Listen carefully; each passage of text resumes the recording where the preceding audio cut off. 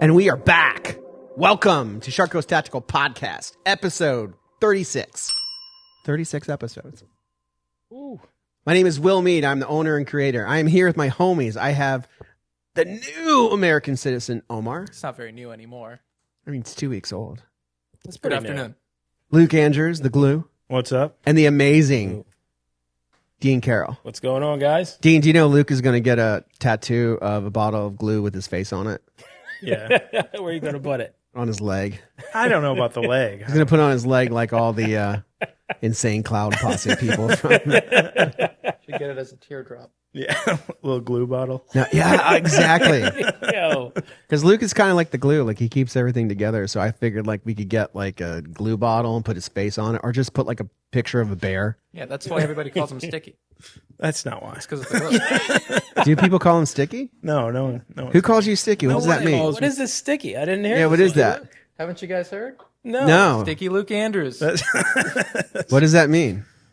He's the glue that keeps everything together. He's sticky. Okay. Before we get started, I do want to mention thank you to Omni Energy Drink, who kind of sponsors us. Omar says we shouldn't name them by name because they don't pay us. They just give us free energy drinks. You call them sponsors. They drop off energy drinks. I'm very appreciative of it. But when you say sponsor, people might assume that they pay us? Yeah. They don't pay us. They do not. They just get, we would like to be paid. I want to make that clear. Okay. Oh, you think I'm simping or something? I'm not saying you're simping at all. God, you were fucking with me today. You know? Yeah, it sounds like he's saying you're simping. Yeah, he's fucking with me today. today. You're saying sponsor. You're not getting paid. It's not really a sponsor. Yeah, you're fucking with me. Okay. Right. Okay, you're angry. I know why you're angry. That's okay. We'll get to that later. So, Omni Energy Drink, they're really good. Check them out. But also, we have other social media pages, Facebook, Instagram. We don't really mess around with Twitter or TikTok because our shit gets banned from TikTok and no one watches us on Twitter. So check out our Facebook page and Instagram and our YouTube, and come see our store in Sarasota, Florida. We'd really appreciate it. And if you get the chance, of course, smash the like button, hit the notify bells, and subscribe. The YouTube's getting good. What do you mean? Well, view counts are pretty good on YouTube. We got up to 30,000 subscribers on it. That's kind of me and Eric's baby. 31,000. 31,000. I may have caused some... It's inadvertently, when I do something stupid, people leave comments on the YouTube video. Oh, it's great. That's why I don't ever bug you about it. And then they go up because YouTube sees that as engagement. So when people hate comment, more people see it and the view count goes up. Yeah, there's a lot of that going on. There is. There's a lot of that. Yeah, they love your hand motion. Oh, yeah. They love it. They love that hand motion. I thought I want to... So, this is kind of a continuation of the podcast we did last week. I wanted to tell you guys the story of the Surefire kid. Now, all the guys know the story of the Surefire kid. I don't think we've ever talked about it on the podcast. And since we are no stranger to getting hate, I'd like to tell you the story of the Surefire kid. So, one day we're here and a kid comes in and he looked like a typical Florida kid, you know, ruddy beard or skinny and dirty clothes and stuff like that, you know, typical young kid. And he came in and he wanted a Surefire, and we sold him a Surefire. It was cool. Can or light? Surefire can or Surefire light? Oh, you're right. Surefire can. Thank you. It's a Surefire can, obviously. So he bought an RC2 from us. Took the time to get it, and this was before the can revolution came about, and I think wait times were still 6 months. Came back, took the can, left with it, happy, and then the next day came back just like a crazy person, and just screaming that we had shot his can. And I think we had the new building at this time, or no? Yeah. This is when we had the new building. So. The meeting that we had the new place here, or wait, no, I think we had the new building, but we didn't move the. We were shop still over there. Yeah, because Sean worked here, right? Yeah, because Sean's the guy that dealt with him. But anyway, so this kid claimed that we shot his RC2, and I explained to him. I said, look, you know, for us to shoot your RC2, I would have to go to one of my rifles, take one of my muzzle brakes off, put on a Surefire muzzle brake that I took off of the wall, shoot your can in the shoot booth, have my way with it, and then give it back to you. Or one of my guys would have to do the same thing. Not to mention, most of the people who worked here at the time all had Surefires. Like Nate has a Surefire, Lewis had Surefires, Andrew has Surefires. It's a popular can of the Shark Coast. So I explained this to the guy and was really nice about it. And he was like, all right. And he left. And I thought that was it.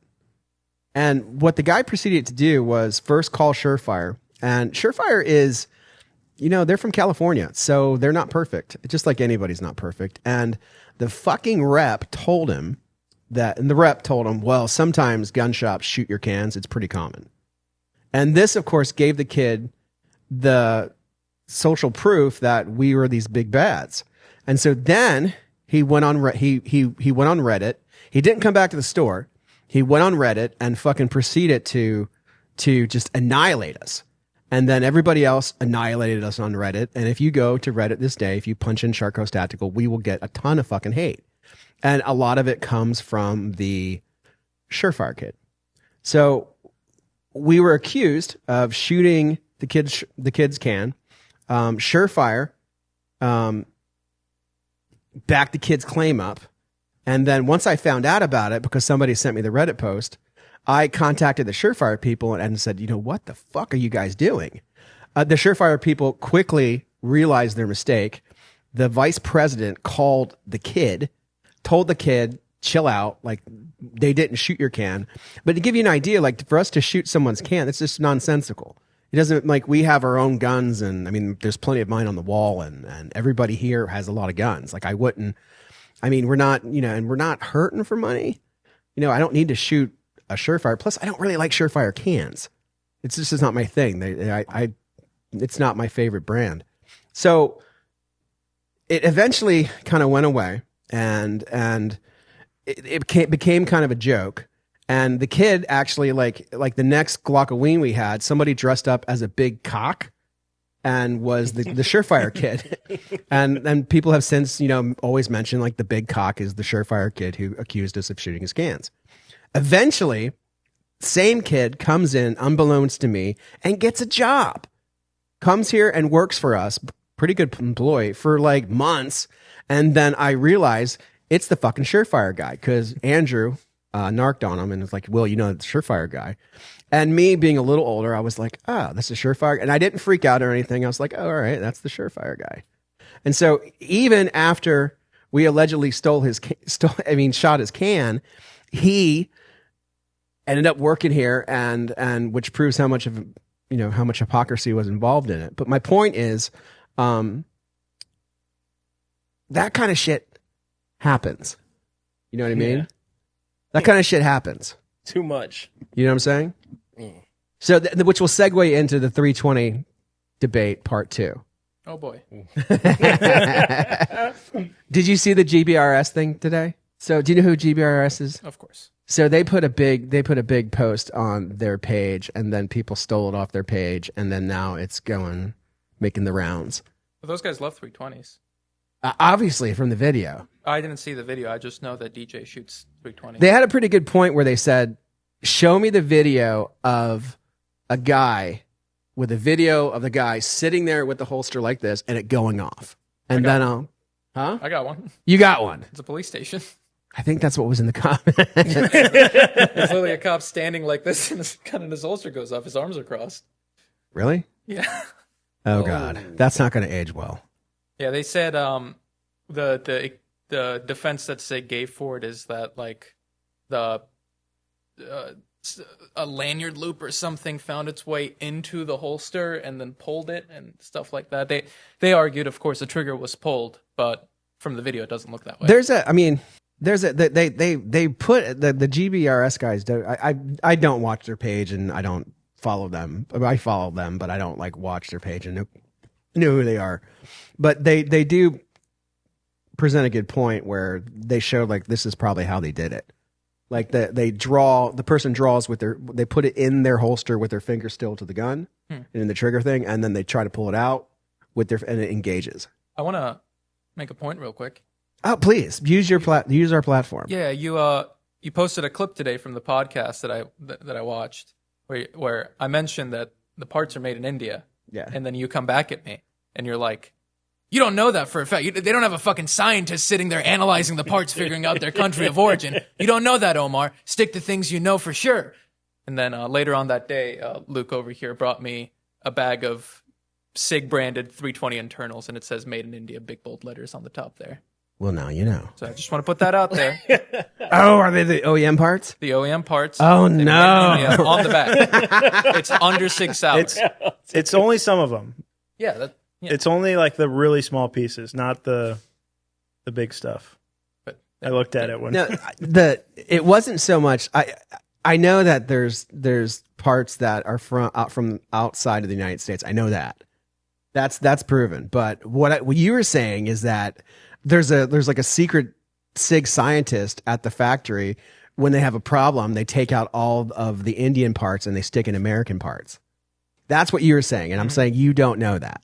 half of my claim was proven right. We'll see about the other half. So do we have American parts I mean, also? they're like There's American parts in the build. It depends on the part. Yeah. Okay, I see what you're saying. That's why I mean What OEM parts have India on it? Let's go find out.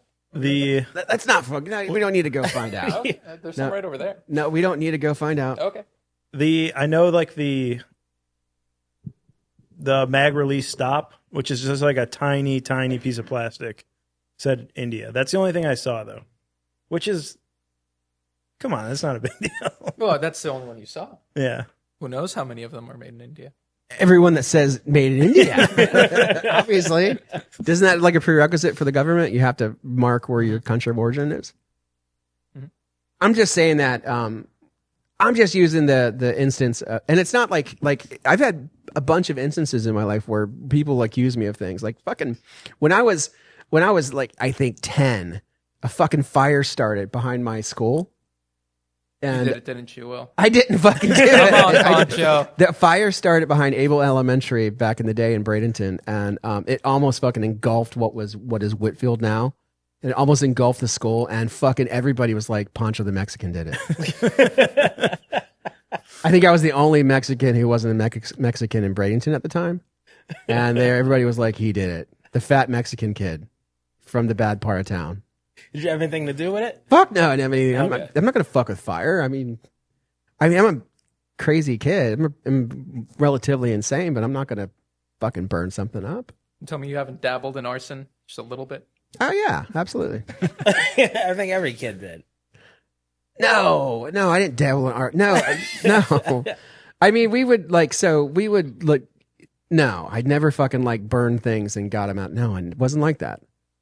I went camping and shit when I was a little kid. So we were taught how to use fires, how to make fires and shit. Like you make a fire and you don't let it get out of control. And I will admit that we did skip school and stuff like that in the later years and have little fires and stuff. But I wasn't fucking purposely setting fires near my school to burn it down. Allegedly.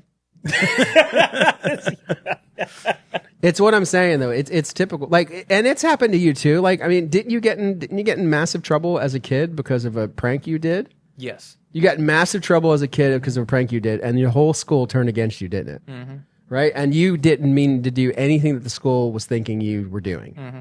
And so you're a victim of the same thing. 100%. Yeah, I've been falsely accused of many things. So now you're just fucking transferring your fucking resentment. That totally is plausible. You could be. You were standing right there by the school, Will. Lighter in hand. I wasn't invited by the school. But you know what I mean? Like you've been victim of false accusations. You know, I can't imagine like being the Turkish kid, you know, during the fucking global war on terrorism in Sarasota, Florida. The Turkish kid who likes guns. One got away. Have you seen the South Park episode where they hired like some kid from Saudi Arabia starts in the class, and Cartman goes, like, "Have you checked him for guns?" Oh, when he was calling him a terrorist? Yeah, I saw that. Yeah. That was crazy. But people get a mob mentality about things. They get a mob mentality about things. They get very, you know, I don't know. They get mass hysteria happens, and everybody hates on something. Doesn't know. Omar does not. He's not budging. I agreed. I nodded my head yes. So Yeah, do you think possibly it could just be like mass hysteria of the gun culture right now? the 320? Yeah. I said so last episode. Yeah, I mean, I would argue That's not what I saw. most of them, I'm not saying all, most of them are definitely either people trying to capitalize on accidentally shooting their gun. They ND, and then they want to make some money off of it, so they put in a I'm holster. getting a holster made right now so I can carry it. A 320? Oh yeah. You want that paycheck, don't you? If it shoots me, it's my way out, man. It's my way out. All I'll have to do is play WoW and chase Lori around on my one leg. Wouldn't that be awesome? Like you could start an OnlyFans. I'm like the one-legged humper. There's already a couple of those. Glad you know that. I was gonna say, how do you know that? Is this a true statement? Probably. What's It's a big place. What is it with the vet bro hate? Like it seems like there's hate against paid advertisement by former special operators for big companies. I feel... Oh, go ahead. No, let Luke talk. God damn it! Well, I think part of it is that everyone's just hears, at least in the gun thing, gun business, you hear like, oh, my friend's a veteran, so he knows everything.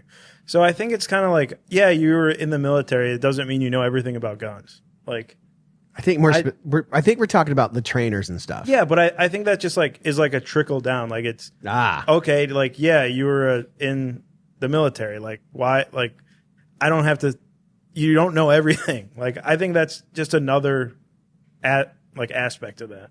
Oh, the hate that I've seen, at least in my circles, because I haven't seen a lot of it, but the hate that I've seen always comes down to like, it's like the Bill Burr joke. It's, if you're the guy who's on the runway waving those sticks around, like, you don't get to board the plane first, that kind of thing. Where it's, the hate that I see comes from people who. I didn't get that at all. Okay. Bill Burr has a joke where he's like, when you're boarding an airplane and they ask all the service members to board first, and you see a couple soldiers going, you're like, yeah, all right, that's fine. And then eventually you see a guy who was just the dude on the runway who holds up the lights for the planes to land. And you're like, you don't get to go first. Oh, I see what you're saying. Yeah. And that's kind of the Bill Burr's an asshole. It's the funniest fucking guy alive. I had a debate. So the guy who is doing the runway stuff is actually fucking a military member, though. Well, yeah, of course, absolutely. He doesn't get to go. He doesn't get to go. No, that's not what I'm saying. But Fuck that guy. The hate that I'm seeing comes from people who were in the military in a non-combatant position who claim that they did a bunch of stuff that they didn't, and therefore it gives them, authority to talk about combat when they weren't in a combat role. Again, this is not a reflection of how I feel. This is just what, in my circles, the vet bro hate that I've seen all comes down to people claiming that they've done stuff because they were in the military that they haven't actually done when it turns out their MOS was like a desk job, and then they're going around talking about how... And then they can't shoot. Yeah. Yeah, I would agree with that one. And then they act like they are, Yeah. John But not Wick. all of them. Just because you Not have a all of them. DD-214 bad doesn't mean apples. that you were a combat. My dad used to do the background checks with us. Do you guys know that? Yep. Yeah, he used to do. My dad would at the gun shows. He would come in his whatever and sit and help Chris do the background checks, and he was pretty funny. He would tell people, "You can't do that," but he would say, "Pancho, everybody is a ranger or part of the airborne in Florida." And my dad was a real colonel, but he would, like, everybody he would meet would say, "I'm either a ranger or part of the 82nd." We had a trainer that was in our circle for a little bit who claimed to do a lot of stuff that he didn't do. What are you talking about? Your circle? No, but here, Shark Coast. We had a Oh, we did, yeah. we had a trainer who would go around and say that he was a green a ranger. Yeah, he was a ranger or a green beret or whatever, and he talked about all those experiences he had where he would walk into a town and there'd be hundreds of dead bodies all burnt to the crisp, and they have to fight off the guys that did it and stuff like that. All What? these, He would tell you stuff like that? yeah, he told you that. I'd never heard him say something. We were I remembered very vividly. We were talking about how a kid had just done some mass shooting, and then you were talking about how could a kid who's not trained go through those bodies and continue going. And he was talking about, I'll never forget the smell when I walked into that small Fallujah town, and turns out the guy wasn't in the military. Allegedly. Allegedly. We don't know yet. We don't know yet. We're trying to get proof. What did you guys think of NRA? I didn't see anything on it. Because I know, Dean, because you're fucking locked away. You're locked away with your virtual Yeah, you're reality virtual thing. reality. Have you checked out virtual reality porn yet? No, I don't. Lying motherfucker. I don't need any porn. I on record. don't need any porn any either, Dean, but it doesn't mean I'm not going to check out virtual reality porn. Why would I do that? Because just to see what it looks like. I'm not interested in seeing. I really am not. So you will play every video game known to man if it seems cool, but you wouldn't look at virtual reality porn through your goggles? No, and I don't play every Goggles? video game. But no, I wouldn't. Yeah, no. you're just worried your parents are watching. Okay, I get it. So, but did you guys see anything about the NRA? Mm-hmm. What did you guys think this year? Cool stuff. What was cool to you? Oh, the Zion 25. Oh, all right, so you're the second person that said the Zion 25. Oh, because you're a fucking you've already have one. I have a Zion. Go ahead, talk about it. I have a Zion 15. Right. It was an $800 pistol when I bought it. It's a rifle now. It has currently 12,000 rounds through it. I've never cleaned it. It has run perfectly every single time. I've never had a malfunction with it. And I'm not one of those guys who goes up there, there's 50,000 rounds through this gun. Genuinely, since my 19th birthday, I've shot it every weekend. It's up to 12,000. Never had an issue. Best purchase I've ever made. That's it right there? That's not it right there. That's another one. That's another one. Okay. But my Zion is undoubtedly, like in the entire firearms industry, the thing that has surprised me the most. How phenomenally a rifle that inexpensive has You haven't performed. changed any of the parts of the bolt carrier or anything? The bolt carrier is still the same. Everything's still the same. You haven't kept Not everything, but I mean, all are the you sure internals that fucking make are the you gun sure run. Sean doesn't like when you're sleeping doesn't take it and clean it for you? No, there's an inch of carbon on my bolt I carrier. don't fucking believe that. I can bring it in next time if you want. Are you sure? Yes. You've never cleaned it. I've never cleaned it. 12 have you put oil in it? I oil it, yeah. Oh, you oil it. I don't clean it. I put oil on the bolt carrier and I rack it a few times, but Does it just fucking shit just get everywhere all over you? kinda, yeah. Yeah, okay. If you try to take the bolt carrier out, your hands will be black. But the gun is amazing, and in my opinion, it is the best value AR-15 on the planet.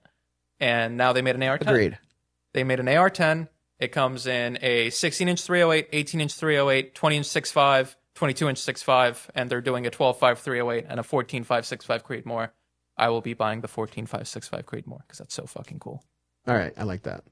And MSRP $1,900, which street price probably like 16-ish, which is not bad for an AR-10 at all. You don't want the 6.5 to be any shorter than 14? You don't realistically, you don't want the 6.5 to be anything shorter than 20, but the idea of a 14.5 6.5 Creedmoor is just so fucking cool. I want one. Yeah, me too. Yeah, Dean I would. mean, that sounds pretty cool. Yeah. Yeah, like realistically, you're not losing as much velocity as you would think with how much barrel length you're sacrificing, but MSRP of 1900? MSRP is 1,900. I don't like that. It's a little high. Obviously, it's like over double what the 15 was. But Right. when you look at the AR-10 market, AR-10s aren't standardized like AR-15s are. Yeah, Everybody's but kind of doing their own SFAR is under 1,000. thing. Yeah, but this thing is better than the SFAR. Yes. SFAR is pretty good. I love the SFAR when it first was announced. I love the idea of the SFAR. Since then, when the performance reviews have come out on it, I really What did the wanted performance to love, reviews say? They don't really hold up. Really? No, not really. What? Tell me. The whole idea of the SFAR is you built an AR-15 and 308 instead of an AR-10. It's a small frame AR that shoots a big Light. bull round. Turns out that ends up in a lot of things breaking pretty fast. Oh, because they can't take the power. Yeah. Because of the small frame. Yeah, basically every person I've seen review the SFAR has said the same thing, which is I wanted with every fiber in my bearing to love this gun, and I just can't get it to work. That's not like Ruger. Usually their things work. It's a great idea. If it was just executed a little bit better, I think that'd probably be the best, big bore AR platform on the market or whatever. But they went for IWI went for an SR25 pattern AR-10, which is amazing. It's not one of those like LR308s. It's a genuine SR25 pattern AR-10. Love that. Love it. What about you, Luke? I really like the Rossi triple black. I think turning one of those into a SBR form wanting those would be really cool. It's basically like a mare's leg, if you're familiar with that. I think they have it in 357, 44 Magnum, and then 4570, which would be sick. And it's like a short, I think like 10 or 12 inch barrel, and it'll come as a pistol, but you can attach the stock of any of the other Rossis. So like an SBR and they're threaded, so you could put a can on there. I think that'd be sick. Dean, you have to like go on Instagram and look for gun stuff in order to see the NRA stuff. You don't do that. I look at plenty of gun stuff, just no NRA popped Oh, up. you did? Really? Yeah. Wait, didn't think I look at any gun stuff? No, I've got this vision of you that like you're like kind of a hermit. Like you come here just for fun, and then you go home and your Roscoe greets you with your slippers, and then you In my robe. and your robe, and then you see Sarah, you copulate, and then you get on your VR headset or WoW, and then you shoot. Like I think you might really like live in a compound too. I'm kind of getting that vibe. No compound. Like it's like a compound with walls and That shit. would be great if I had a compound with Like some a land. secret door or something. Oh, that'd be cool. But no, it's because we talk about stuff and you're like, what? I never heard of that. I just didn't hear any NRA stuff. It was light, wasn't it? Yeah. It seems like it. It seems like the only stuff that came out, like you have the Mossberg 9, the new Mossberg, bunch of new shit from Taurus, the Nomad Ruger thing, the High Point AR-15. Do you know about that, Dean? Big competitors. Yeah, High Point came out with the AR-15. No one likes this? I mean, it's you want to talk about hate? Fucking poor High Point. They so when like back in the day, so everybody in the gun industry thought Hillary was going to win, and so like even us, like we took over one side of the building over there. That's when we got the other side of the building to make the shop bigger, and we dumped a bunch of money into it, and everybody got ready for Hillary to win, and Hillary lost. And the gun business saw a sharp dip for a while. Took a bit. And then the economy got better and it skyrocketed. But like everybody was, and somebody texted me, they're like, hey man, what do you think High Point should do? And I told them at that time, I'm like, they should make ARs. I said, they have all the machines. All they have to do is retool the machines, get some basic drawings, and you can make your ARs and people will buy them because you have the High Point name. And now fucking 8 years later. They're finally doing it. What was MSRP on them? Under $500. Oh, wow. Wow, they'll sell.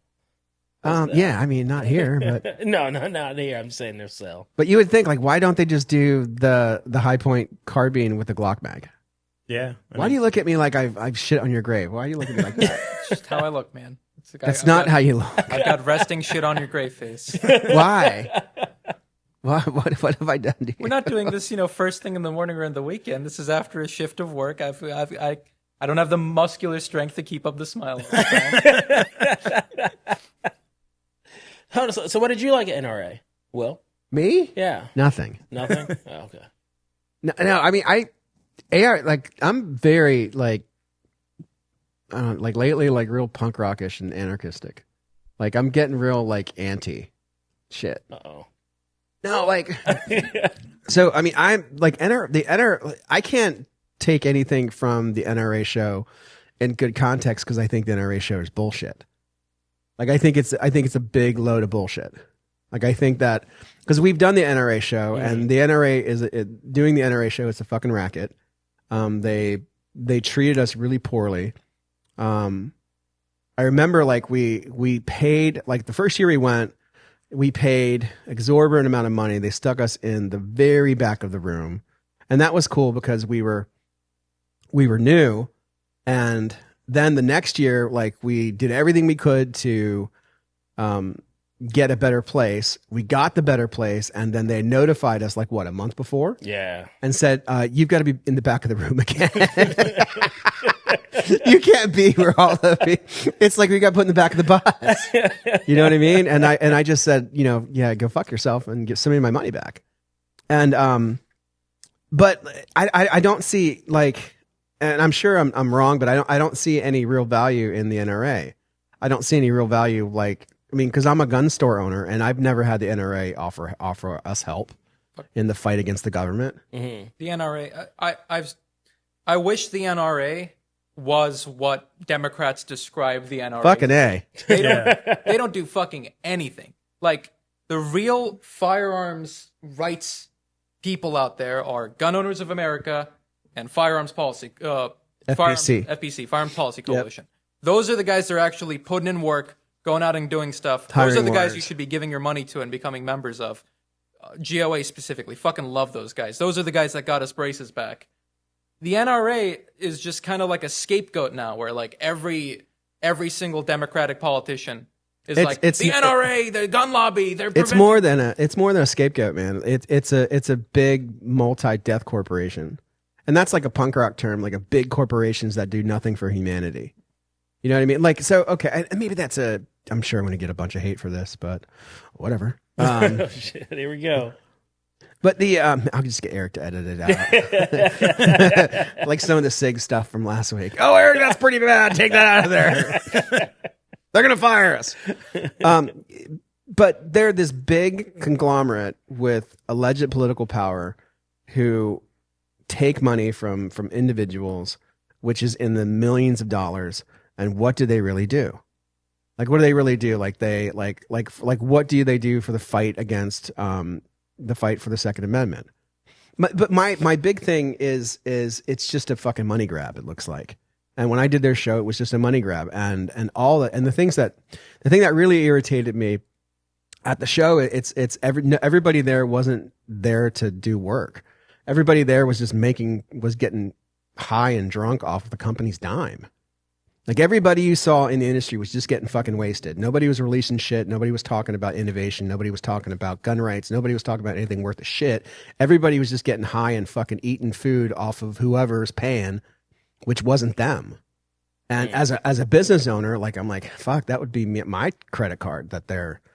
And so I left NRA with a really bad taste in my mouth. And still the thing lately, now that the Biden terror regime is over, like at no time has anybody ever reached out to us about how, to help us against the fight, to stay compliant with the ATF, or if we get in trouble or anything. Like, and the people that I'd known who've gotten in trouble, like, the NRA didn't help. Nobody helps. Like, there's no like this whole thing of like they're a big political action committee that guards America against the ATF and the tyranny of the government is fucking false. That's not what they do. They collect money from donors and get gun raffles and allegedly give the money to kids, and then they have a convention every year and big famous people speak who get paid. And then then if you choose to go, you can spend a lot of money and get a booth and give people free shit and return nothing on your investment. So and then like, you at least hope there to be good stuff that rolls out, and nothing gets rolled out. Mm-hmm. Like, fucking Taurus releases a copy of the Cheetah. What's it called? The 53 or something? I don't know. The 58? Yeah, maybe. Am I going crazy? No, not at all. But I will say, even though they're not helping you directly, GOA and FPC, they did help your business significantly by getting those braces back on the wall. And we're looking into going to their show. They do, but they want money too. I would feel much more comfortable giving GOA or FPC my money. They want a lot of money. How much was their how much was it? $13,000? Yeah, it was something. I can't remember the exact amount, but it was something like joint marketing with them was like 13 grand or something like that. Like, what? No. And everything sounded nice, and they seemed legit. It was a lot of money. Yeah, it was a lot of money. I mean, we could get a booth there and stuff, but like that kind of going to shows it's like, fuck, the show we're going to in Chattanooga, it's $9,000 for just the booth. Like, the show in Reno, it's $8,000 for shipping, $8,000 to ship it back. The booth is $10,000. Like, that's a lot of money. And then for someone who has to actually pay for it, you get kind of raw, if you will. You know what I mean? Understandable. You know what I mean? Yeah. But I get kind of like, what's the word? Resentful. Like, I get kind of resentful because of like the fucking, like we went through 4 years of just being fucking terrified. Terrified. We went through 4 years of being terrified of the Biden administration with their zero tolerance policy. And then it turns out that Biden was an invalid and being run by his chief of staff. and all those people, including 3 or 4 shops locally here, went out of business and lost everything. And where was the NRA then? Where was the Gun Owners of America then? Were there free lawyers? Like, I would call up, like, They were suing the government. huh? I get it, but like I get that. But the real fight is the people that can get you the guns that are mom and pop shops. Like it's not the Walmart, it's not the big box stores, it's the places where you can get your transfers, and the people that for fucking $15 or whatever, and the people that have to fight the ATF if they make a mistake on their paperwork. That's, to me, that's the heart and soul of the gun industry in America. Yeah, and I definitely feel like the big box stores, look at Walmart. They used to carry a lot of stuff. I don't think they carry guns. If they do, it's just like Shotguns. pump action shotguns. They carry really nice, cheap knives from China. Yeah. But I think even the other big box retailers, like, all it would take is like 1 or 2 shootings and pressure, and they would stop selling ARs, semi-automatic guns completely. So, What about when Walmart stopped selling ammo? Do you remember that? Yeah. Yeah. I remember that. Do you know that, Omar? Mm-hmm. How do you know that? I've been in the industry for a little bit. People talk about it all the time. Yeah. The good old days. My cheap federal 9mm. Fucking buckshot. It was just good to go over to Walmart and get ammo. It was like easy, walk in, go up. I used get to. your ammo, go to the I would range. get my paycheck and I'd buy like 4 boxes Yeah. every Friday. That's what I could afford, like 4 boxes of ammo. What about? Did you see anything, Omar, that you liked from the stuff from NRAM? Did you see anything cool that you liked? Were you like, oh man, the JK Armament 20 gauge can is really cool? You like the semi-automatic Mossberg? I like the IWI booth. Okay. That's pretty much the only thing that really drew my interest, and that drew my interest a lot. Not the Shadow 2 carry. They had a Shadow 2 carry. I don't know what's different about this It's one. all black. It's black instead of gray grips. No, it was blue. Well, Blue Josh grips. has one that's identical. It just has gray grips. They just released it again. Now you can have one with black grips. Yeah, There's something with the safety, too. I don't know. Blah, blah, blah, yeah. No. You're right. For the Mossberg folks that like shockwaves, that's pretty cool. But for me, Zion 25, that's the thing that I was genuinely excited about. That's about it. When it says SR22, SR25, and I assume that means it's example of the Knights platform. Yeah, so if you look at the back of an AR-10's receiver, if the part that, on the very back, the part that connects the upper to the lower, if it's a straight slant, that's an SR-25 pattern. If it's curved, then is it DPMS? Yeah. It's a DPMS pattern, so it's like more civilian oriented, but SR-25 is like the gold standard of what an AR-10 should be. So they went for that pattern, which I greatly appreciate. Is there something better about that pattern? Not inherently, but the companies that make like products for it, there are more companies that make high quality support for that platform over the DPMS one. What about the Springfield Kuna? Buy a Strybog. There's no reason for that gun to exist when Strybogs are a thing. Okay. So you have looked at most of the stuff from NRAM and you're like, yeah, this is dumb. Yeah, the Zion blew out to me. Everything else was like, okay, cool. But again, the Kona, like, is that what it is? Kuna. Kuna. It's supposed to be some kind of cat or something in Cool. Yeah, Nicaragua. Buy a Strybog. Exactly. Buy a Same price Strybog. point? No, Strybogs are, you can get a decent Strybog for around $800. Kunas are over 1,000. Oh. Do you think that, why doesn't HS Products just import their shit by themselves? Who's HS Products? That's who makes Who makes the Kuna? the Kuna, the Echelon, the XDs, and the rifle, whatever. I'm sure they've got a pretty good deal and they don't want to fuck it up probably. Springfield's Yeah. already got... The thing is, like, Springfield Armory is a great name. Springfield Armory. They're the guys who who wielded out the Right. M1 Garands or whatever, when it's not the same Springfield Armory right. at all. They just... Springfield Armory modern day bought the rights to the name Springfield Armory from, World War II era, and they've got that name attached to them now. And It is a family, though. It's a family. It's actual people. Like, it's Yeah, yeah. actual people, actual family, which is kind of cool. But Springfield Armory, like, those are the guys that fucked up the M16. They're kind of a big deal. How'd they fuck up the M16? They put anti-aircraft shell gunpowder inside of the casings instead of gunpowder. That's something along those lines, right? I'm not sure. I'm not super well versed in it, but there's a whole like conspiracy theory about the very first M16s that went out to Vietnam that weren't working well because Springfield Armory fucked them up, not because They fuck them up on purpose? That's how the conspiracy theory goes. It's a fact that they fucked them up. They fucked up the ammo? The ammo and the gun.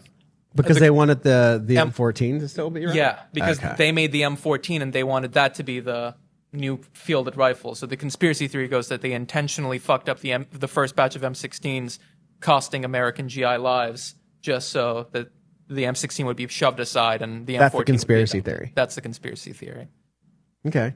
But they're kind of a big deal, historically speaking. And now, modern day Springfield Armory, they've got that brand name. They've got already the market handled. I don't think HS Product would want to kind of try to do their own thing. I mean, that's what Canik did, though. I guess not. What? It's Well, different. they are Century Arms, aren't they? Not anymore. No? They're just Canik now? Yeah, Canik's importing their own stuff now. Interesting. So No, they're not. yes, they are. The primes, they don't say Century on them anywhere. Well, yeah, but Century Arms is now like Century/Canik, isn't it? I don't think so. When I Oh, maybe. at least the booth at SHOT Show, the booths they're combined now. When I went 2 years ago, there was a Century Arms booth. Now it's a Century Arms/Canik booth. So that's what. I think it's always been Century Canik. Okay. You know how you can tell? Is there that big fucking wrap of shit on it that all Century guns have? You know what I mean? That The big, tag white, the of big death. white thing. Pull one out. It's right there. Open up the box. Is it in there? 2 hands. You remember how much shit you used to give me for Canik? What? You used to give me a lot back in the live feed days. You used to give me a lot of shit for liking Canik. Well, yeah, because you said a Canik is better than a staccato. Not what I said. That is what you said. Not what I said. That's what you You've said. always miscategorized what I've said. That's a lie. When I was a less wise man, I made the claim that the steel Canik for $1,000 would There it is. Century. So all Century guns come with one of these tags on them, and it's super annoying. And it's in the Canik box. Yeah. So they still have that relationship. But I think the new ones, like the primes, because when I book them in, I put in like the manufacturer and then the importer. And on all the other Caniks, it's CAI. It says it right on the side. But on the primes, it says just Canik, imported by Canik. So I don't know. I don't know if they, Interesting. yeah. I got a Canik or a Century Arms flyer today, and Canik was on it. Oh, really? Okay, Yeah. nice. Oh, yeah, nice. Century Arms rules, dude. I don't. I love Century Arms. They're Do you? Yeah. You're just kind of a fud, dude. they Like you're ready to come out. Like you're just trying to come out of your egg. I want to come out. Century Arms is great. They import cool stuff. Like nobody's doing anything like that. Like name another company that imports as much like cool stuff as them. Royal Tiger Imports. Who the fuck is the Royal Tiger Import? Royal Tiger they- Imports is pretty cool. They're like, so it's people who do the import export game, and he's right. There's really only, you've got people doing it's connections in different parts of the country, like, or different parts of the world. You have Century had the connections with Zastava and Romania. So they brought in all the stuff from Romania, and they started doing it years ago. And then they started bringing all the stuff from Yugoslavia, and then Turkey. but they're import export people. Royal Tiger Imports is another smaller company that imports exports milsurp stuff yeah, a lot of all them over the world. from the one they have now is what, like the Somalia. I have no idea, It's- Luke. I don't look yeah. them up. Well, you go I- on their Instagram page looking yeah, for of T-shirts. course. That would be sick. That would be sick, right? No, but I saw a video. They're in like Somalia, and they go in. I think it's Somalia or Ethiopia. It's Ethiopia. They go to Ethiopia and they go in these like huge warehouses of just like guns, like stacked in literal like piles of like hundreds and hundreds of just old stuff like Mausers and like anything you can think of, and it's to me it's like super interesting, but to most people it's just garbage. Stupid. It's garbage. But one of the fastest selling used guns that you will get in? Milsurp stuff. Milsurps. Yeah. Like the fastest selling gun that we can put on the internet that's used is an SKS or a Mosin. They'll go right when the email drops. We also undervalue them a lot. You sell used stuff for pretty cheap compared to what they're actually worth. I'd say that has a lot to do with it. Like, there's so many guns because I get. It was $4.99. Yeah, I get the emails every day, and I'll see like a used gun come out that I can literally just take the exact name, copy paste it into Gunbroker, and it's like selling right now for 4 times what you're selling it for. But is it actually selling? Yeah. I mean, I'm a gypsy. Mm-hmm. I'm a Romani. Like you were selling a Colt Sporter rifle for like $600, and I looked up that exact model was like. There was currently a bid for it on Gunbroker for like $1,500, $1,600. No, it was I sold it for $1,100. Whatever it was, yeah. It wasn't $600. There's a bunch of stuff that I've seen over there. The ACR was one that I'm salty about. Yeah, the ACR was a mistake. That's what brings me back to the email. I mean, I already know what's going to be on the email. I still look at it every day. Yeah, because it's like you never know what's going to be on there. Bingo. You never know who's gonna walk through that door. Exactly. It's you want people to like. People probably have gotten like, oh, like what's the fucking crazy guy you're gonna put on the email now for really cheap? Let me look. Mm-hmm. And then they buy something, and then you get them in here, and then they wouldn't have come in here normally. So it's all. But you're right. I mean, I could just, if I had an army of little dudes somewhere doing the internet and charging as much as they could, and I had time, that'd be cool. I'm not saying change it at all. I think it's a great business strategy. I'm just saying I feel like that's the reason a lot of the Milsurp stuff sells really quickly is because you usually sell it for a fair, price. Yeah. When there's other people that are scalping out there. But a Mosin at like $500, it was $4.99 and it's still sold. I got mine for $60 when I bought mine. No way. Yeah. See, this is I hear this shit all the time. Oh, I bought my SKS on the back of a dude's Jeep for $40 and a gum. It's like, why couldn't I have been here? The first time I went to the gun show in Palmetto, they had like a barrel of Chinese SKSs that were $75. Jesus Christ. Yeah. Just a barrel of them, and you could just take. I mean, it was insane. Well, I mean, I feel like I was also drunk, but I do remember that. The thing about I bought a revolver. The thing about revolvers are cool too. Great. Yeah, so you gotta couldn't hit anything. That revolver. The thing about Milsurps is like you can't always like once they dry up. So if someone's importing them and they're everywhere and they're cheap, as soon as they stop importing them, like they're done. Like you can't.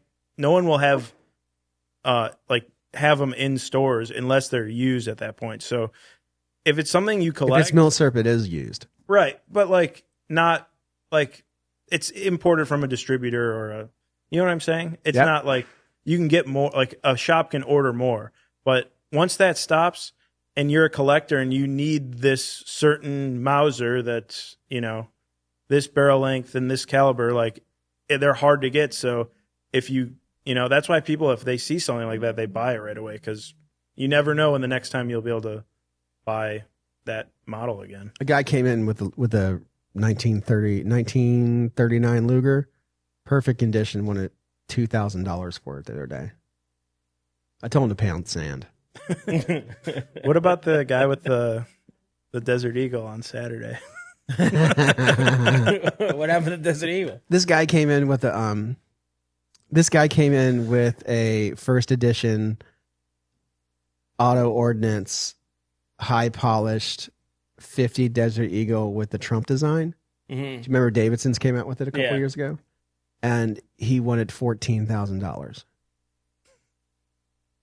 And I just smiled and said, $14,000? He wanted $14,000. It's $14,000, yeah. He says they're going for $14,000 right now. It's the first edition. I could probably do it for 12. And I just looked at him and I said, I am flattered. You think I have an extra $14,000 in my pocket that I would give you for this gun, but no. And then the guy next to him just started laughing at him, and then he looked manged and it almost looked like he was going to throw a punch. Oh shit! People are funny. I know what I got.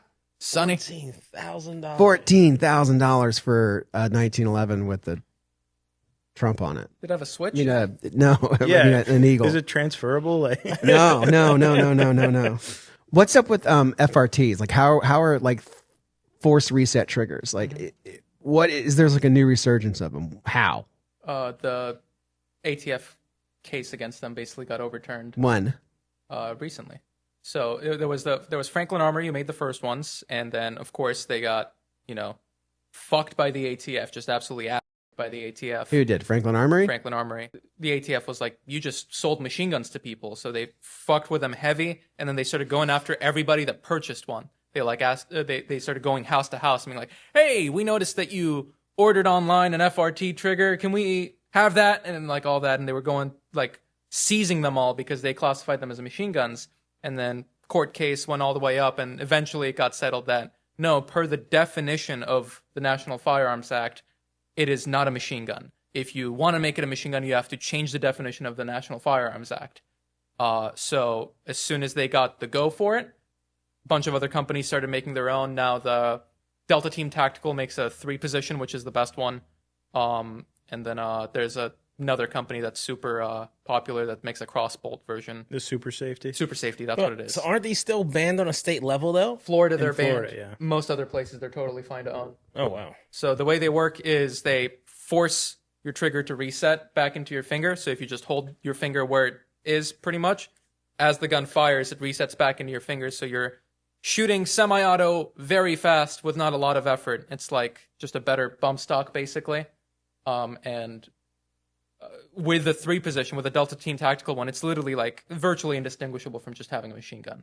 Because you have a 3-position, you have safety, semi, and then FRT mode. And then Full semi. fully semi-automatic, yeah, whatever it is. But you can get them now, and they're a little pricey, which understandably, but not in Florida, but in most other free states. So recently it got overturned or something, and now people are exploding with them. Binary triggers too? They came back? Binary triggers, I don't think ever went away. They got lumped into that for In Florida, they're still banned. In Florida, they're still banned. Federally, They never okay. I'm pretty sure binary triggers were always. What do you think about them? What do I think about them? I fucking love it. I fucking love it. I love a big spit in the face of the NFA. Fucking love it. I mean, if I ever move out of the state, I know what I'm buying. They're really fucking cool. Why not just get your own license and make them? Oh yeah, why not just drop however much money that would take? Takes a little bit of money, Yeah. but you get to have a real one. What's the difference? I don't know. I don't own one. At the end of the day, it's I don't want to throw out bad juju out there because they're not machine guns per the courts. You can have them; they're legal. What about what about all the people who've gone to jail? Hoping they get a good payout out of this. Like I remember there was like a YouTube guy in Florida who was selling something. Credit cards with a He wasn't even rating. selling them. He was sponsored by the company he was selling them, and he would talk about it on his YouTube page. And the company that was selling them didn't get arrested, but he got arrested. Biden's ATF did a lot of fucked up shit. There was the guys who were literally just engraving like a cutout of a lightning link, I think it was. Yeah, that's it. Some seer Yeah. onto metal business cards, but they weren't like. It was just the design on there. And it didn't work. It didn't work, and it wasn't like you could just like punch it out. They weren't engraved like deep. They were just the design of it on top. So you would have to take it to a machine. It's no different from. It was the whole thing was so stupid, but they had so much unfettered control, and they knew that nobody would do shit about it. And that guy went to jail in the company? Nothing happened? Yeah. Oh, wow. I thought that guy was the company. I thought this was his thing. There was a lot of moving parts involved. A lot of people went. I think two. There's another guy in prison right now where like he was selling milsurp stuff on Gunbroker, and he had a replica fucking RPG, Yeah, I saw and that. he's in jail For a replica. for a replica that the ATF said was real. That's why I'm ornery about the National Rifle Association. Mm-hmm. I'm a lifetime member too. You got a cool jacket too. Is it lifetime member of the NRA? Uh huh. Give that money to GOA. I mean, you only have to give it once. Okay. So I gave money a long time ago to be a lifetime member, and actually, I think I just paid it so I could get through the line quicker. And they gave me a jacket. Force reset triggers, super cool, legal, not in Florida. Not in Florida. DeSantis, please. But legal, most other free states. If you live in a free state, buy an FRT. Give a big old middle finger to the establishment. It is your constitutional right to own one. I would like to try one. Luke wants to talk about the Otter Creek controversy. Do you have any opening statements? Go ahead. No. Any opening statements? You get my prepared notes. It's about to get serious. Why do their cans cost so much? Q. Why? Yeah, Q. Magic ain't cheap. Magic. Okay. That's not what happened with Otter Creek, Luke. Well, Like tell the story. Like what this happened? is what I did a little research today. I'm not an expert on this, but that's my little disclaimer. What I read is that Q made a video comparing the Southpaw to other cans, and they use Omar, is that true? Otter Creek Polonium K, which is their short can, their smallest one, and they were like kind of dunking on the Otter Creek, saying, you know, look how much quieter our can is than this Otter Creek. It was a shorter can. It wasn't their full size or even their regular size can or their larger can. So yeah, a smaller can is going to be louder, and it was barely any louder. I think it was 3 decibels. So Otter Creek took they got one of the Q Southpaws and they cut it in half, and they said, this is nothing crazy. You claim that you spend all this money on engineers and you haven't engineered anything. This is just a normal can that this is all quotes. You pay, it costs $150 to make, and you charge whatever, $1,000. And their polonium is like $600. So, On the contrary, their new can from Otter Creek is how much money? like 13. It's $1,300. Right? I mean, that is like it's kind of throws that one out. Why you charge so much? We're going to charge 13 for ours, but Yeah, but that's a 3D printed flow wait, but through. 3D printing is cheaper. No. It's not. Titanium 3D printing is very, very difficult. Then how does B&T do theirs for so cheap? They have machines that they've probably had for a very long time that they've already paid off. The machines themselves are ridiculously costly because titanium is one of the hardest metals to work with. So being able to get it to a form where you can 3D print with it, that machine is like state of the art, extremely expensive. B&T is big enough to where they've almost certainly paid off, like made the money back on every machine they bought already. But for a company like Otter Creek, who makes cans in their garage, probably got to pay a lot for that machine, and they're charging so much to make that money back so they can pay back the machine. I would have to assume. I think the one of the great sleeper cans of the year is going to be the 36 VERS. The Verse. The Verse. You love your 36 cal cans. You put one on a 5.7 the other day and said it's the perfect can for it. Big hot dog down a hallway kind of guy, huh? That wasn't me. That the customer wanted to do that. Oh, really? Yeah. You put on Instagram, you put the caption, the perfect can for a 5.7 cartridge, a 36 cal. I didn't say that. You did. I said goes perfect. I didn't say it goes perfect with the 5.7 cal. I just said something witty and fast. I would never put 5.7 in a post because you get flagged. Oh, I see. You understand? Mm-hmm. I just try to say something witty and fast, and because if you say too much, the band hammer. Yeah. The band hammer comes down. Right? The band hammer will come down. I really like it when you censor things with hashtags, so it thinks it's like, instead of saying, you're saying shit, but you're censoring like the H with a hashtag, but it just thinks you're saying hashtag it. Yeah. It's pretty funny. I use little eyes. Yeah. But the way the verse 36, you can basically, it's really fucking cheap for what you get. It just doesn't have a mount on it, and you can suppress pretty much anything. So if you're going for fucking blackout, it'll do perfect. If you're going for 5.56, it'll do perfect, and it's 3D printed titanium, low back pressure, flow through, whatever you want to call it, and it's cheap as fuck. It's like half. It's half of what the Infinity whatever, and the sound suppression difference is probably minimal. Like, how they're doing that? B&T? Mm-hmm. They've got 20 hours of engineering a day. So they say. That's true. Like that, they come out with a can for SHOT Show one year, and then the next year's SHOT Show, they're like, "Oh, we came out with this thing that makes that one completely obsolete." By the way, we'll do it again next year. I don't know. So what did Q say to Otter Creek? Nothing. That just end what you said. I believe you've got the orders mixed up. I believe Otter Creek purchased the Southpaws first. The first one they got, they cut open in half. And believe it or not, shocker, the can looked like a can on the inside.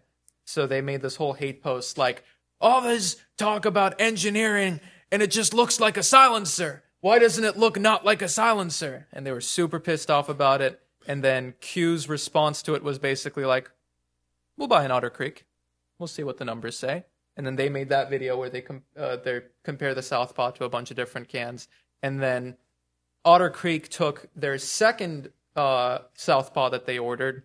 They put it on a belt-fed machine gun, and allegedly, after 150 rounds, the can blew up, which I had a pretty hard time believing because I witnessed one being shot over 150 times at SHOT Show on one of their test guns because they had the Southpaw out there.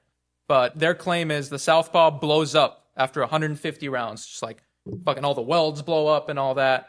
And Kevin, I think, posted on the Q Instagram story saying, like, you guys, like, about the can looks like a can thing. It's like, you guys don't even know what you're looking at. You're not even seeing the small details that we put in. Like, there's a little hole in there that does something and, like, all that. And it was a whole thing, but it was basically just a back and forth. Mm-hmm. Industry drama. There's always going to be industry drama. It's always right before SHOT Show, too. Yeah, it's always right before SHOT Show. But the whole thing is like my main takeaway from it is I'm not going to give my full opinion because of course I'm a Q dick writer. You said it. Oh yeah, I mean I'll admit it. I love Q. I've heard because you've said this to me too, Will, where you were like, they don't make anything new. All their stuff is old technology, old technology, old technology. At the end of the day, in my opinion, it's the results that matter. If the can performs better, it really doesn't matter if it's using a twin turbine engine on the inside, or if it's triskelion, or if it's just regular old baffles or wipes or whatever it may be.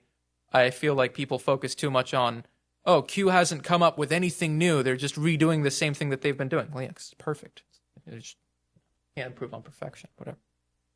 I'll put my dick writing aside. But at the end of the day, I would look at the performance of the cans instead of trying to look at like, oh, is this new? Did they do something that's different? I have no problem with Q product. I have problems with spending more money than I think we should be on Q product. I don't like the price increase. I don't like it at all. I think the price increase that they put on their cans to dealers and distributors is, I think, unwarranted. I think it goes against the industry average right now. I mean, I would love to put an extra, bump on our stuff, but we can't do it because the next Cerakoter or decorator or customizer will come by and say, I'll do that for the normal price, which should be this. That's my only problem with them. I mean, I love my Q product. I still want a 6.5 fix. Even though Dean says it's stupid. I'm trying not to give my full opinion here because I know you guys are going to clown on me for it. Because I love Q.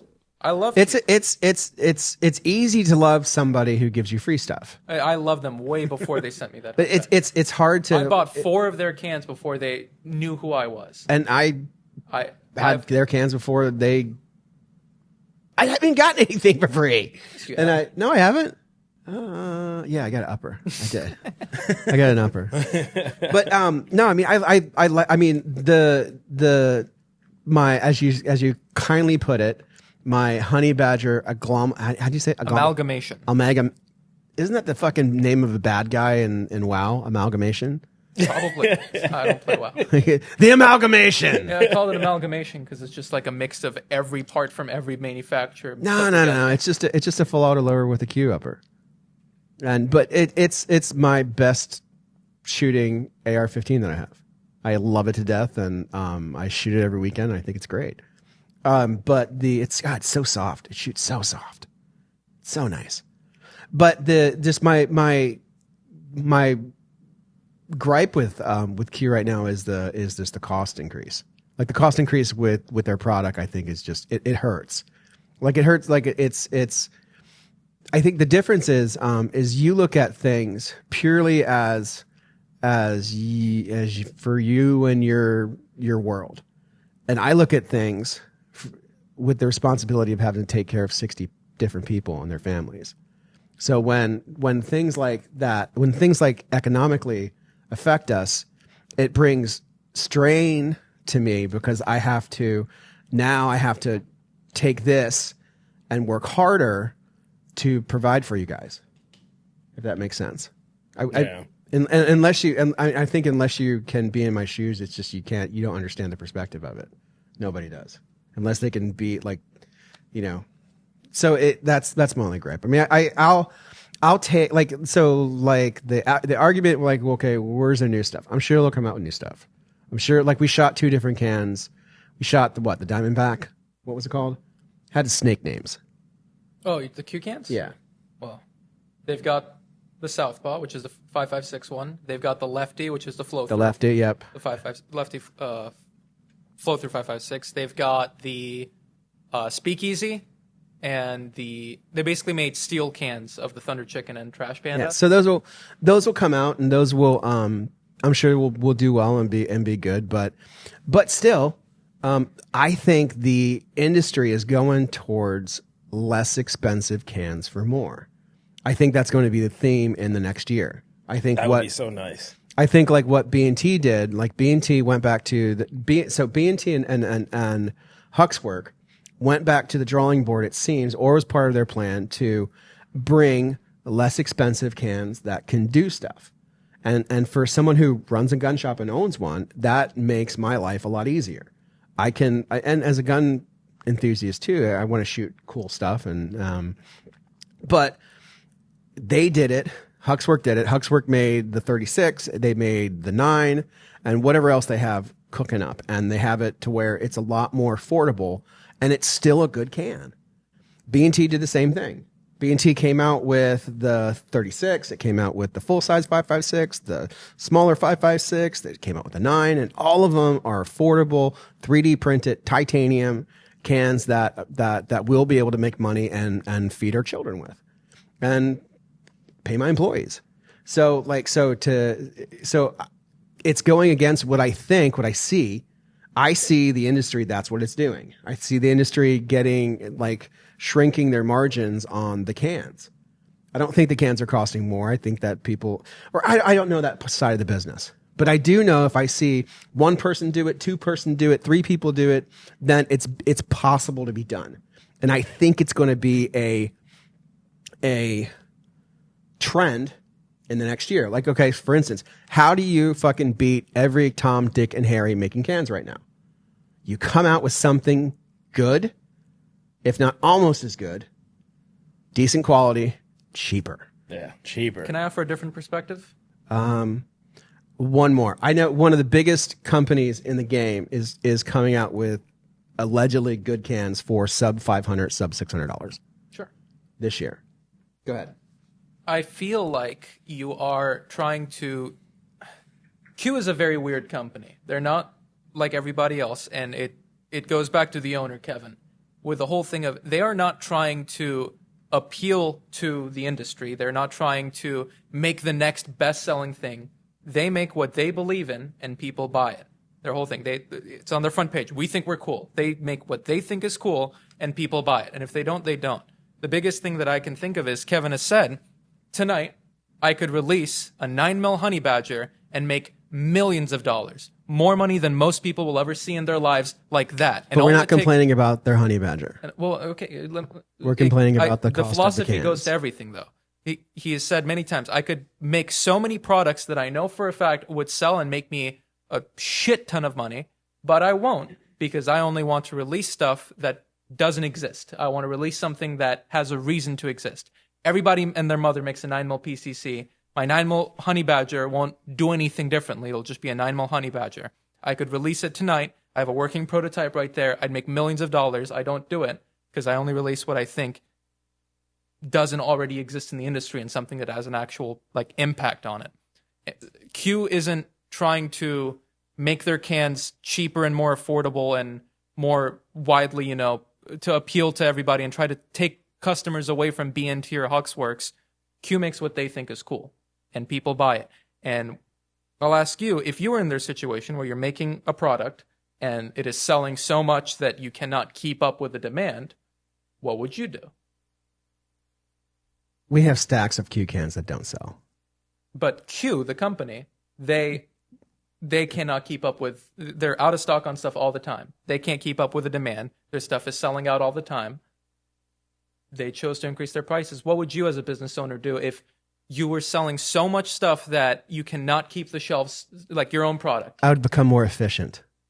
You would become more efficient. Mm-hmm. Okay, so the same regards, Omar. Like why pay the sandblasters the amount of money I pay them? I could hire fucking shitbags and for $4 less an hour. $4 less an hour for 4 people per shift. 4 people per shift, that's fucking, you're saving $20 per, it's thousands. A lot per year. Same thing with everybody over there. I could go through the amount of money that I give every employee or whatever fucking dumb shit that I do as far as financial is concerned and say, okay, no, it's just, that's not how I think. I just think differently when it comes to that. It's probably the smart move is to, if you can't keep everything in stock, then the smart move is you increase prices and you wait until the market constricts and goes back. That's the smart thing to do, but it's not good for people who have piles of your product that won't sell because of the price. I mean, what sells in your store is what sells in your store is mainly what the salesmen choose to sell. Wouldn't you agree with that? Yes, the cans that are sold inside the store are largely due to what the salesmen are into at the time. Mm-hmm. So you're complaining about not being able to sell cans. I can guarantee you, if I was standing at that counter, there wouldn't be a pile. You would sell 1 can to Andrew's 5. You can start personal digs all. No, it's not a personal dig, but you would sell 1 can. It's. I get it. It's not so much that though. But the salesman, if you look into how a salesman looks at something, it's performance, it's price. Mm-hmm. Like the salesman's not going to say, okay, he's going to have a better chance. I don't know why they sell all their shit. That's a whole nother fucking rabbit hole to get into. Like that's, the salesman all like B&T right now because the B&T guy was so nice to all of them. They like Huxwork because Andrew's in here all the time. They like Dead Air because Dead Air's in here all the time. They would like Q more. It's not about the product. What sells in your store isn't about the product or necessarily even about the price point. If the price point thing was true, you wouldn't sell a single fucking staccato. It's what your salesmen choose to sell. Oh, I don't know about that. If you're purely talking about price point, if Andrew wasn't sitting by that counter selling it, you would not sell nearly as many. Staccatos sell because every person goes to the range and sees a staccato, mm-hmm. and then sees the target that the guy's shooting. And then they say, where did you get that? And since we are the only place you can get staccatos, they come here. Sure. That might have not been the best example, but you get what I mean. If something is expensive, all it takes is for the salesman to push it. And if your salesman were to push that pile, I feel like that pile would be gone. Maybe when you were here 2 years ago, because that's how it was 2 years ago. Markets change. Retail markets change. They're ever changing. And the market is going away from that. The perceived value of something, right? So the perceived value, like the APC SD. APC SD is you're pushing $3,000. Why are you spending that much money? It's a lot of money. But right. So people will buy that, but you will sell 1 versus the 5 to 10 of the Strybogs that you'll sell, or the 5 to 10 that we will sell. It's not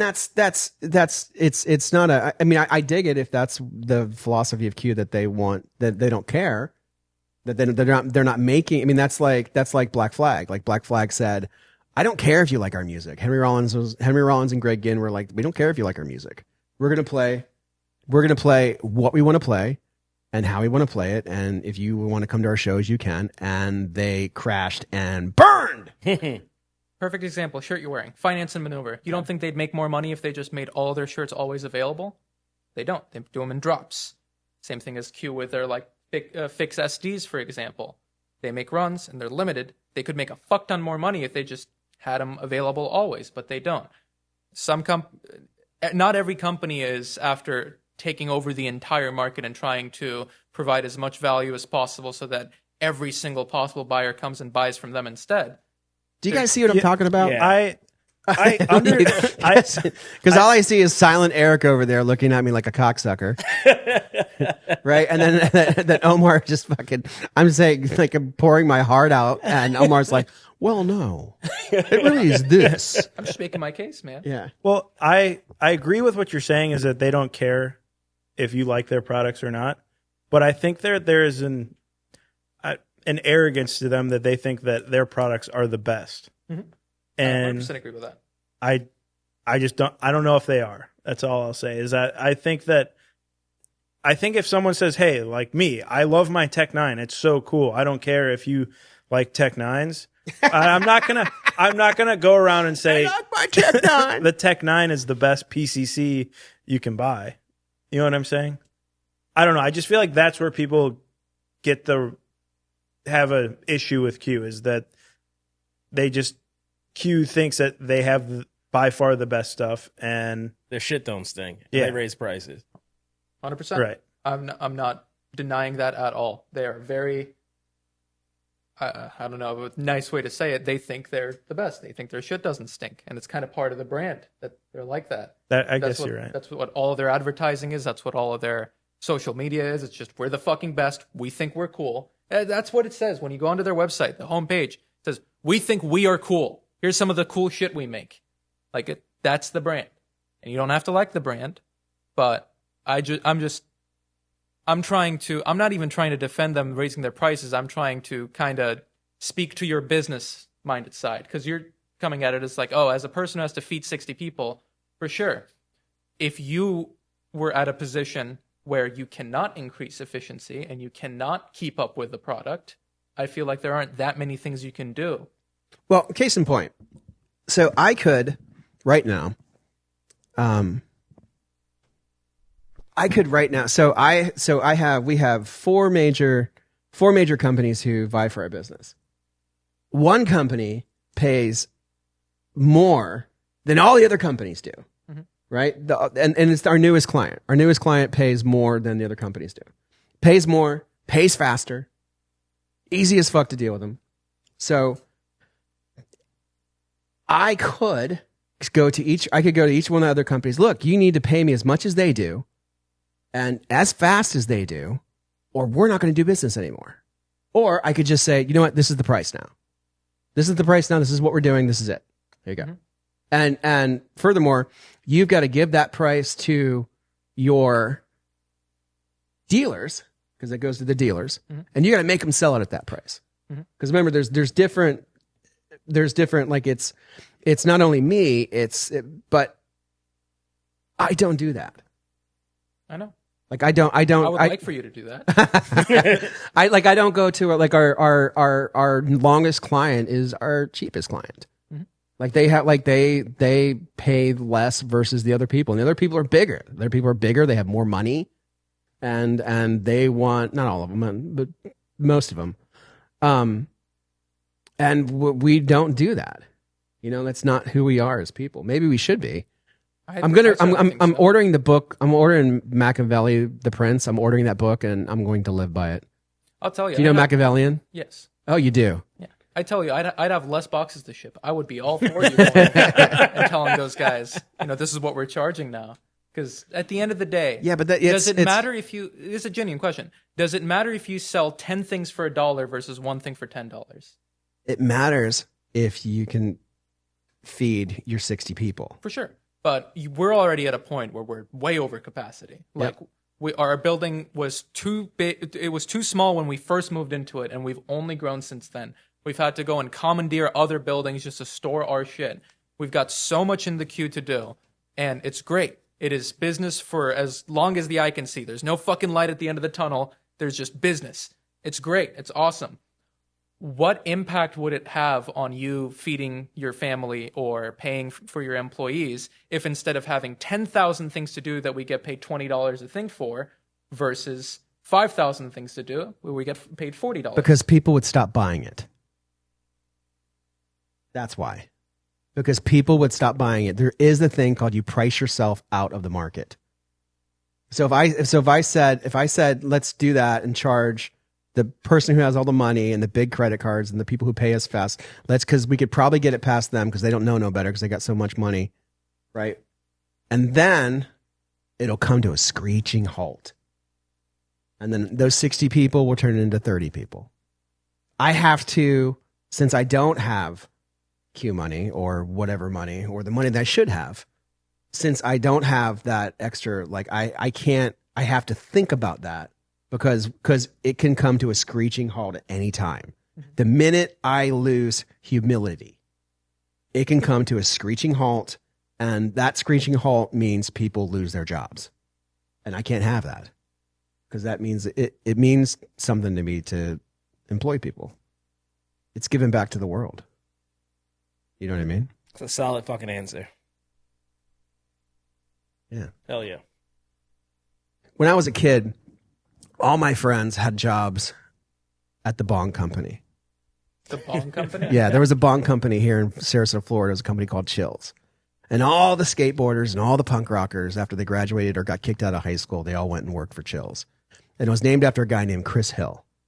And right down there was something very similar to us. It was a storage facility. And then what turned into one unit turned into eventually the whole storage facility. And it was Chills. And it stood for Chris Hill. And they made bongs. And all my friends worked there. I remember like this guy, I forget his name, but he had a going away party. And this is where I got the idea of getting Nate the stripper. They had a dominatrix come in. And there was two of them and they were hot. And they beat the shit out of my friend. Before they were like stepping on his cock with fucking... high heels and shit. I've never seen anything like it in my life. It was really cool. But I always looked at that and said, man, that's fucking cool. Because it was a guy, and he was a guy from Sarasota, and he just said, I'm going to make a fucking bong company. And, you know, smoking pot was big at that time. It's not big now. And all my and it gave all my friends all a place to work. And I think probably that was subconsciously in the back of my mind when I started Shark Coast. All right, so we're gonna call it. It's been a long time. It's sorry if it hasn't been fun, and it's got, I don't know if it was a serious vibe, but this is episode 36. We appreciate you if you've watched it to the end, for hanging out with us, especially you, Gene Hinders, who watches all of our episodes. Thank you very much for being a loyal customer. We will be back next week. Take care.